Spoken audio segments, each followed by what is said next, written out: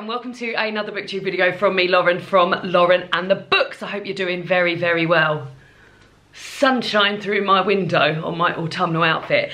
Today's video, we're talking about slightly spooky books because it's October, and who doesn't like a bit of seasonal reading, really? So it's October, celebration of all things autumnal. The light's gonna go mental in here, isn't it? Because of that autumnal light I've been talking about. Will that make a difference? There's a lot of, I'm doing a lot of reliance on the old big light.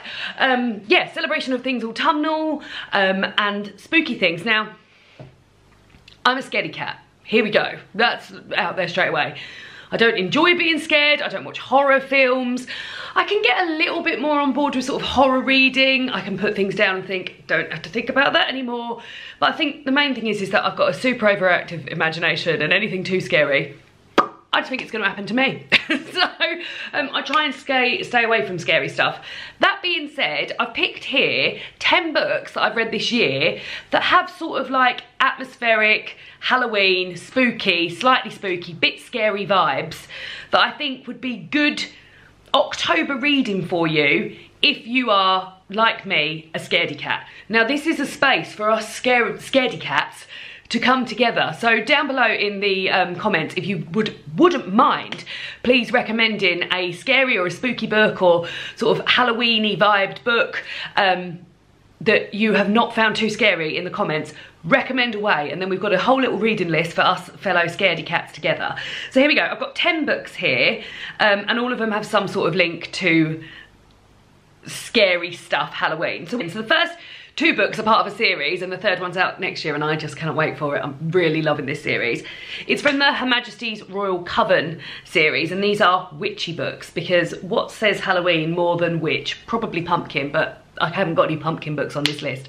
I've got pumpkin coloured hair though, does that count? So yeah, Her Majesty's Royal Coven is a series of books written by Juno Dawson. I've read the first and the second. The first one's called Her Majesty's Royal Coven, the second one's called The Shadow Cabinet. And they follow a group of modern witches. And it's very much sort of like based on The Craft. I feel like there's sort of like 90s vibes. These the women who are now like the modern witches that we're following, they grew up together in the 90s, so there's a lot of sort of like cultural references that I'm very into, mentions of the Spice Girls, etc, etc. But there's also like all this sort of like background sort of political stuff going on there. It's got great representation. The characters, you are just so invested in all of these characters.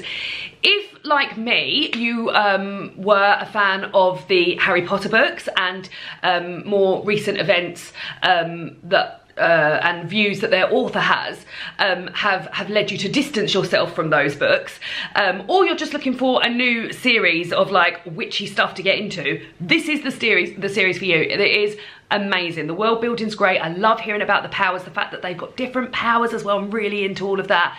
I listened to the audiobooks of these, and that's just an extra sort of bonus. They're narrated by Nicola Coughlan, her of Derry Girls and Bridgerton, and she does an amazing job, and she does all of the accents. There's Irish characters in here as well, which is her mother tongue, and I love hearing her Irish accent on that, but all of the other accent work she does as well is amazing. It's a really, really great series. If you haven't read it by now, then come on. I've been going on about it for ages, but loved it.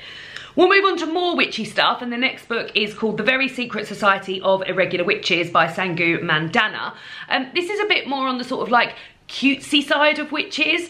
It's about a witch who who moves to look after some young witches and hone their skills, which are they're a bit of a danger to themselves. They don't know how to use their skills, and that's where they go. So it's got a sort of like background sort of like romance thing going on in there, and there's a lot of coming of age from the witch herself, who is teaching these younger kids to the actual young witches. There's a big sort of like family vibes in there. Like I said, it's very, very sort of cutesy, and yeah, I was like quite autumnal and like this sort of pumpkin spice latte time of year to get into it. So another witchy book for you.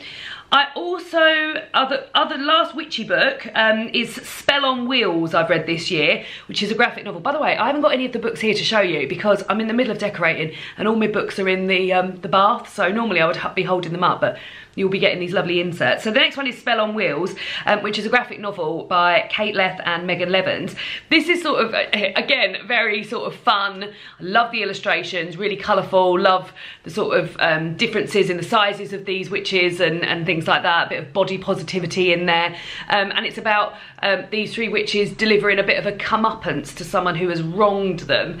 And it's sort of like their journey on their way and like going to this place to get this person and finding out, no, he's just passed through and now you've got to go to this and meeting different characters on the way. Yeah, it was fun. This is I've read volume 1. I've already got volume 2, but I haven't read it. If I do get my books out of the bath this month, then maybe I will get onto volume 2. But yeah, I had a lot of fun with this.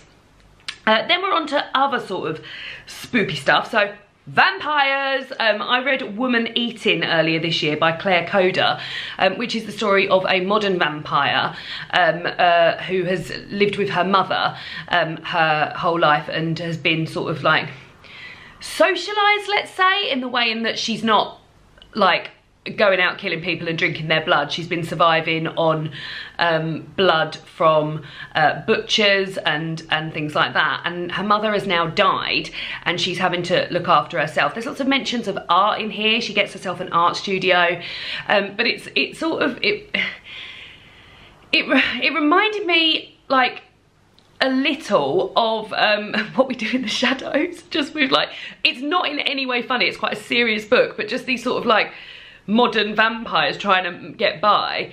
There's a bit where she finds a dead duck and she like absolutely drains that duck for every single morsel and drip of blood it's got in it, and that sort of G's her up for a bit. It's also got sort of, because she's a young woman, it's got like the feelings of what it's like to fancy someone, what it's like to be obsessed with somebody. Like I said, there's a big interest in art here as well. I found it a really, really interesting book to read. I actually read it really quickly, so yeah, vampires for Halloween for you.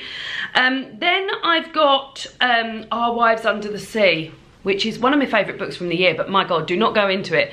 It's sort of terrifyingly sad, by Julia Armfield, and it follows two women, two married women, Our Wives Under the Sea, and one of those women goes in a submarine as part of her work and descends deep down into the sea, and there's some complications and it seems as though she's not coming back. They've lost communication with the ship, and it's to do with the wife who is at home dealing with this loss of somebody, or not being able to get hold of this person who has gone on a work trip and isn't coming back. But then turns out they're able to, the submarine does return, but the woman that left has come back a very, very different woman.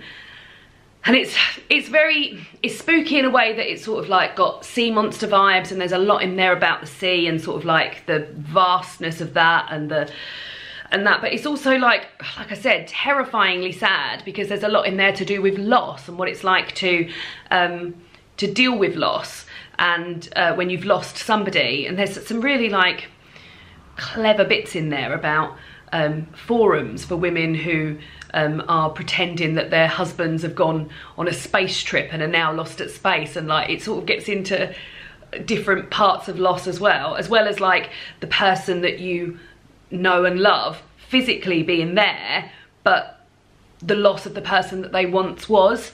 Yeah, spooky because spooky and sad, and because of sort of sea monsters and sea vibes and stuff. But yeah, really, really, really good. Like I said, a great read. Like, we read it for a Patreon book club, and the discussion we had of it was amazing. I also recommended it to my cousin Laura, who also really loved it as well, so there we go. Next up is a sort of spooky book in a marching towards doom sort of way. So this is the book Cursed Bread by Sophie McIntosh. This was longlisted for the Women's Prize for Fiction earlier this year. It's a small little book. I believe I know it's definitely under 200 pages. I feel like it might be around 150 pages.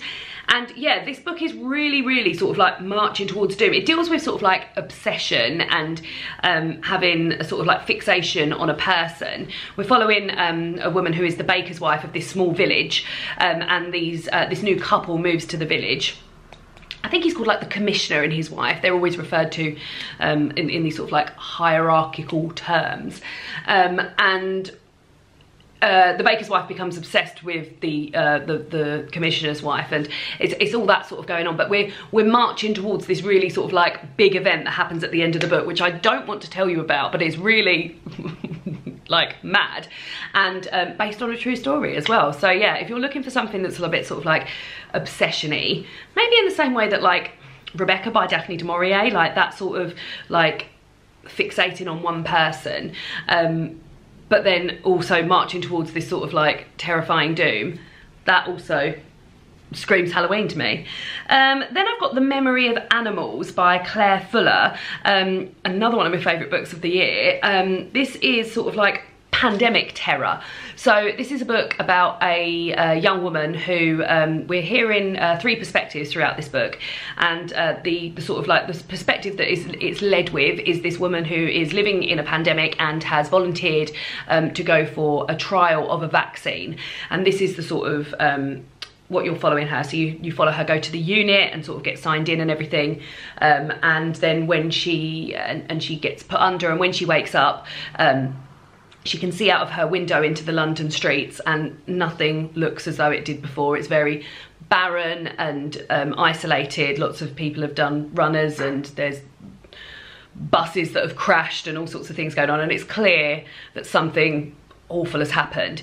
There's still other people in that unit, and they sort of like form a bond together and trying to decide what they're going to do. But like I said, there's 3 perspectives here, so we're sort of following this sort of like Walking Dead, end of the world type vibe with this Neffy, that's the name of the woman, having woken up. But we're also looking at her past, and she's reliving some memories of her childhood and her relationship with her mother and her father. And that's done by some technology that somebody in the unit has invented. So that's a sort of like, maybe like a sort of sci-fi aspect. And then we're also following this perspective of some letters that are being written to an octopus. So yeah, it's got creepy vibes, but it's one of those books where I got to the end and I was like, oh my God, I could read another 600 pages on that. There's so much more stuff I wanted. And like, yeah, when I read books like that and I think, oh, sequel, I thought about it so much since. But yeah, I definitely feel like end of the world stuff gives me sort of Halloween-y vibes. Then I've got Murder. So I've read again, another book that's featured on my best books of the year so far, Death of a Bookseller by Alice Slater. I've written here Murder Most Readable because this really was an absolute page turner. So this is set in a fictional bookstore, a book chain in fact, called Spines, and we're following 2 of the booksellers. We hear from both their perspectives. One is called Roach, and she is obsessed with the other one, who is and they're sort of, Roach is obsessed with true crime, which also sort of screams Halloween to me. She's found out that the other bookseller, whose name has absolutely eluded me, and like I said, I ain't got the books here. The other bookseller has her mother was murdered, and there's been some sort of like true crime written on her. So there's some like obsession based on that. And then it's decided that she wants to murder her, and it's sort of like the lead up to that and what's going to happen and everything, and all this sort of like tension building and stuff, set with this sort of like quite monotonous background of sort of getting the bookshop ready for Christmas. And I really enjoyed hearing like the logistics behind the book selling, as well as this sort of like murder's gonna happen vibe that was going on. Alice, who wrote this book, used to work in Waterstones, which is a chain bookstore in the UK, and yeah, I just think that the parts that are to do with book selling are just so perfect because Alice has lived that. But yeah, really great readable murder series book, so enjoyed very much. And then lastly, I've gone for Yellowface, written by R.F. Kuang, another one of my favourite books of the year. Turns out I've read a few sort of quite creepy and spoopy books this year. This is a publishing thriller, and it's all about cultural appropriation and taking some work that isn't yours and passing it off as your own and own voices, and it all just gets a bit mad. And the last scene is something so like sort of otherworldly almost, and it really reminded me of like the build up to this sort of like 90s like horror movie. There's sort of like fog and they're meeting in a isolated place, and I think it might even be a school in the middle of nowhere, and it's just written so perfectly. So it's about two friends, loose friends, one of which is a sort of like literary darling, has written this amazing book and everyone loves her and things like that, and the other is a sort of failing author and hasn't had quite the success that her friends had. And they've gone out on a night out, and they go back to their house afterwards, and the one who's written the amazing book has just said, I've got this new manuscript and I think it's going to be the best thing I've ever written, and here it is. And then later on that night dies by choking on a pancake. True. And then the other friend takes that manuscript and takes it off as her own. Now that's awful enough as it is, but also what's going on here is that the author is American Chinese, and the person who's stolen the manuscript is white American, and it's about sort of like Chinese history and things like that. So how do you then start passing off these stories? And there's just so much in here. I really thought it was amazing, and yeah, gripping and chilling. So there we go, 10 spooky, scary, Halloweeny books for sort of scaredy cats like me. As I said, let me know down below spooky or scary atmospheric books that you think would be perfect to read in October, but for scaredy cats. List them all down below, and I'll see you all again soon for another BookTube video. Goodbye!